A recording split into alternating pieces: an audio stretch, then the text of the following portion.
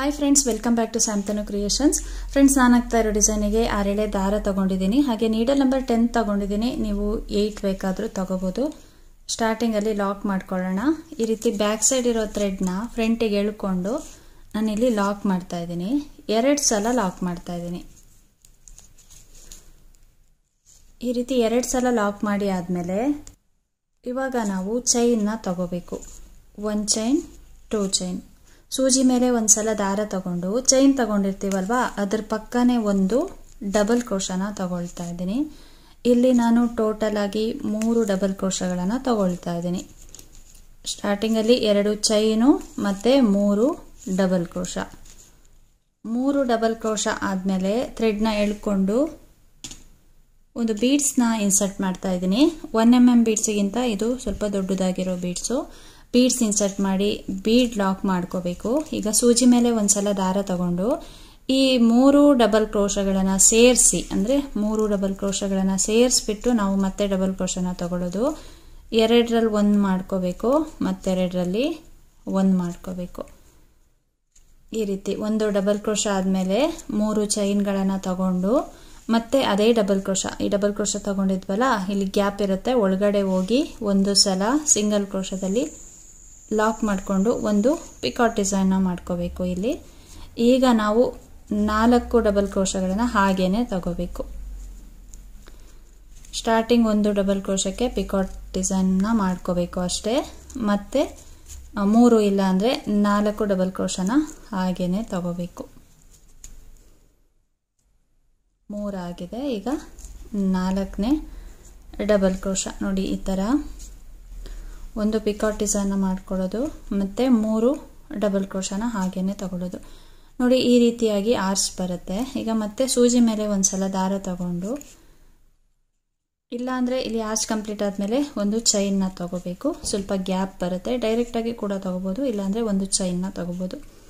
Arch complete ಆದಮೇಲೆ ಒಂದು ಚೈನ್ನ ತಗೊಂಡು ಸೂಜಿ ಮೇಲೆ ಒಂದು ಸಲ ದಾರ ತಗೊಂಡು ನೋಡಿ ಸ್ಟ್ರೈಟಾಗಿ ಇಟ್ಟು ಎಲ್ಲಿಗೆ ಬರುತ್ತೆ ಅಲ್ಲಿಗೆ ನೋಡಿಕೊಂಡು ಒಂದು ಡಬಲ್ ಕ್ರೋಶನ ತಗೋಬೇಕು.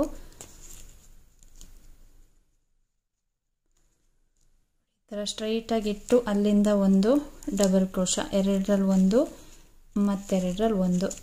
ಈಗ ಪಕ್ಕದಲ್ಲಿ ಇನ್ನೊಂದು ಡಬಲ್ ಕ್ರೋಶನ ತಗೊಳ್ತಾ ಇದ್ದೀನಿ. ಇದೇ ಥರ ನಾನು ಟೋಟಲ್ ಆಗಿ 3 ಡಬಲ್ ಕ್ರೋಶಗಳನ್ನು ಸ್ಟ್ರೈಟಾಗಿ ತಗೊಳ್ತಾ ಇದ್ದೀನಿ. ಈ ರೀತಿ 3 ಡಬಲ್ ಕ್ರೋಶಗಳಾದಮೇಲೆ ಥ್ರೆಡ್ನ ಎಳ್ಕೊಂಡು ಬೀಡ್ಸ್ನ ಇನ್ಸರ್ಟ್ ಮಾಡ್ಕೋಬೇಕು, ಮತ್ತು ಬೀಡ್ ಲಾಕ್ ಮಾಡ್ಕೊಳ್ಳೋದು. ಇದಾದಮೇಲೆ ಸೂಜಿ ಮೇಲೆ ಒಂದು ಸಲ ದಾರ ತಗೊಂಡು 3 ಡಬಲ್ ಕ್ರೋಶಗಳನ್ನು ಸೇರಿಸಿ ಒಂದು ಡಬಲ್ ಕ್ರೋಶನ ತಗೋಬೇಕು. ಇದಾದಮೇಲೆ 3 ಚೈನು, ಮತ್ತು ಅದೇ ಡಬಲ್ ಕ್ರೋಶದ ಒಳಗಡೆ ಹೋಗಿ ಒಂದು ಸಲ ಸಿಂಗಲ್ ಕ್ರೋಶದಲ್ಲಿ ಲಾಕ್ ಮಾಡ್ಕೋಬೇಕು.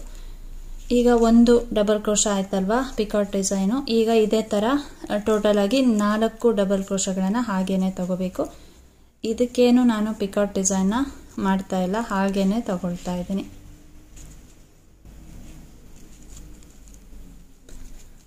ತ್ರೀ ಆಗಿದೆ. ಈಗ 4 ನೋಡಿ, ಆರ್ಚ್ ಬಂದು ಈ ಥರ ಕಾಣಿಸುತ್ತೆ. ಈಗ ಮತ್ತೆ ಒಂದು ಚೈನ್ನ ತಗೊಂಡು ಸೂಜಿ ಮೇಲೆ ಒಂದು ಸಲ ದಾರ ತಗೊಂಡು ಸ್ಟ್ರೈಟಾಗಿ ನೀಡಲ್ನ ಇಟ್ಟು ಇದೇ ಥರ ನಾವು ಆರ್ಚ್ಗಳನ್ನು ಹಾಕ್ತಾ ಹೋಗಬೇಕು. ಫ್ರೆಂಡ್ಸ್ ನೋಡಿ, ನಾವು ಇದೇ ಥರ ಆರ್ಚ್ಗಳನ್ನು ಹಾಕ್ತಾ ಹೋಗಬೇಕು. ನೋಡಿ, ಡಿಫ್ರೆಂಟಾಗಿ ತುಂಬಾ ಚೆನ್ನಾಗಿ ಬರುತ್ತೆ. ನಿಮಗೇನಾದರೂ ಕುಚ್ಚಬೇಕು ಅಂತ ಹೇಳಿದ್ರೆ ಇಲ್ಲಿ ಆರ್ಚ್ ಕಂಪ್ಲೀಟ್ ಆದಮೇಲೆ ಇಲ್ಲೆಲ್ಲ ಒಂದು ಚೈನ್ನ ಹಾಕಿ ಮತ್ತೆ ನಾವು ಈ ಥರ ಆರ್ಚ್ನ ಮಾಡ್ಕೊಂಡಿರೋದಲ್ವಾ. ಕುಚ್ಚಬೇಕು ಅಂತ ಹೇಳಿದ್ರೆ ಇಲ್ಲಿ 2 ಚೈನ್ಗಳನ್ನು ತಗೋಬೇಕು. ಮತ್ತೆ ಸೂಜಿ ಮೇಲೆ ಒಂದು ಸಲ ದಾರ ತಗೊಂಡು ಸ್ಟ್ರೈಟಾಗಿ ಈ ರೀತಿ ಇಟ್ಟು 3 ಡಬಲ್ ಕ್ರೋಶಗಳನ್ನು ತಗೊಂಡು ಮತ್ತೆ ನಾವು ಆರ್ಚ್ನ ಮಾಡ್ಕೋಬೇಕು. ಆವಾಗ ನಾವು 2 ಚೈನ್ ಗ್ಯಾಪಲ್ಲಿ ಕುಚ್ಚನ್ನ ಕಟ್ಕೋಬೋದು. ಕುಚ್ಚು ಬೇಕು ಅಂದರೆ ನೀವು ಆ ಥರ ಮಾಡ್ಕೊಳ್ಳಿ. ಕುಚ್ಚು ಬೇಡ ಅಂತ ಇದ್ದರೆ ಕಂಟಿನ್ಯೂಸ್ ಆಗಿ ಈ ಥರ ಡಿಸೈನ್ನ ಹಾಕ್ತಾ ಹೋಗಿ. ವಿತೌಟ್ ಕುಚ್ಚು ಅಂದರೂ ಕೂಡ ಈ ಡಿಸೈನ್ ತುಂಬಾ ಚೆನ್ನಾಗಿ ಕಾಣಿಸುತ್ತೆ. ಒಂದೇ ಸ್ಟೆಪ್ಪಲ್ಲಿ ಹಾಕ್ತಾ ಹೋಗ್ಬೋದು. ಡಿಫ್ರೆಂಟಾಗಿ ತುಂಬಾ ಚೆನ್ನಾಗಿ ಕಾಣಿಸುತ್ತೆ ಡಿಸೈನು.